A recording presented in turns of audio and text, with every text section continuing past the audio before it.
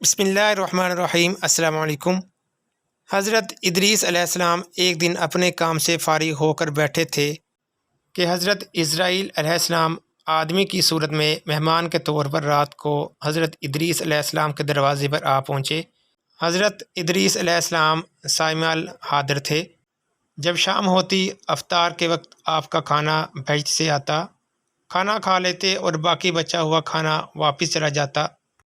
جس دن حضرت اسرائیل علیہ السلام آدمی کی شکل میں ان کے پاس آئے تو اس دن کا کھانا انہوں نے اس آدمی کو پیش کر دیا۔ کھانا اس آدمی نے نہ کھایا بلکہ ہر وقت عبادت کرتا رہا۔ حضرت ادریس علیہ السلام ان کا یہ حال دیکھ کر بہت متاثر ہوئے کہ یہ شخص کون ہے۔ اگلے دن حضرت ادریس علیہ السلام نے ان سے کہا، اے شخص، تو میرے ساتھ چل، خدا کی قدرت اس صحرا میں جا کر دیکھ۔ تو دونوں گھر سے میدان کی طرف نکل پڑے۔ وہاں وہ گندم کے کھیت میں جا پہنچے۔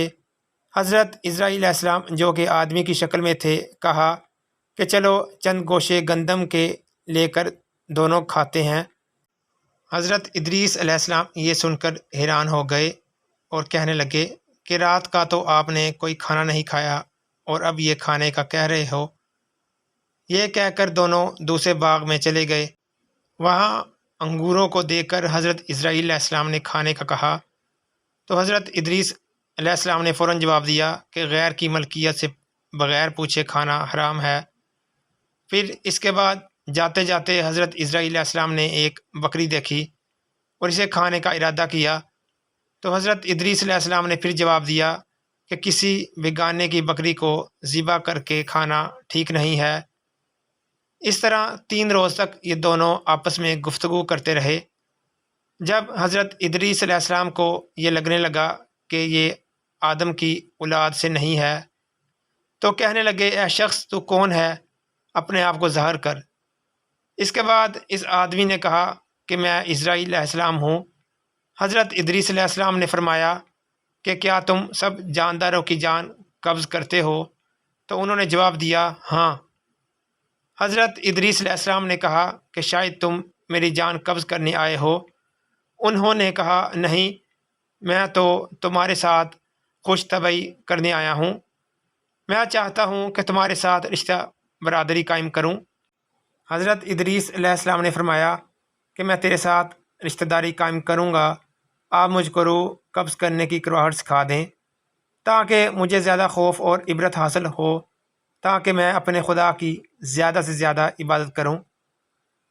حضرت اسرائیل علیہ السلام نے کہا کہ میں اللہ کی رضا کے بغیر کسی کی جان قبض نہیں کر سکتا۔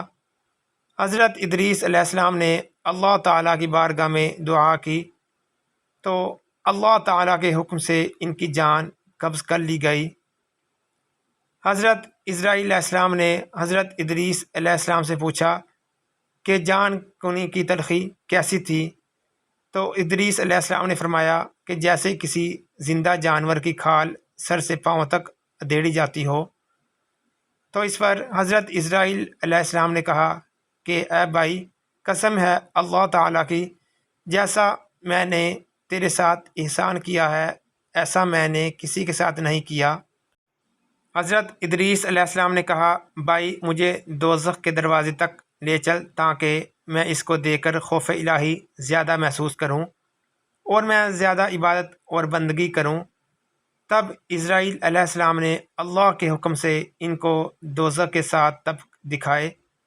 پھر ادریس علیہ السلام بولے، بھائی، اب مجھے جنت دیکھنے کی آرزو ہے، مجھے جنت دکھا دے تاکہ میں زیادہ خوشی محسوس کروں اور اللہ تعالیٰ کی بہت زیادہ عبادت کروں۔ پھر انہوں نے بہشت کے مناظر اپنی آنکھوں سے دیکھے۔ پھر کہنے لگے، بھائی، اب میں جان کی تلخی سہ چکا ہوں، پھر دوزخ بھی دیکھی ہے اور میرا جگر پیاس کے مارے جل رہا ہے، اجازت ہو تو بہشت میں جا کر ایک پیالہ جام پی لوں۔ پھر حضرت اسرائیل علیہ السلام نے کہا کہ مجھ سے وعدہ کرو کہ تم واپس آ جاؤ گے۔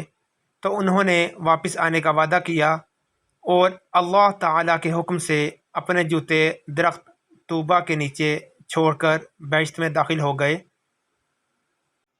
کچھ دیر کے بعد حضرت اسرائیل علیہ السلام نے ان کو آواز دی، اے بھائی دیر مت کرو۔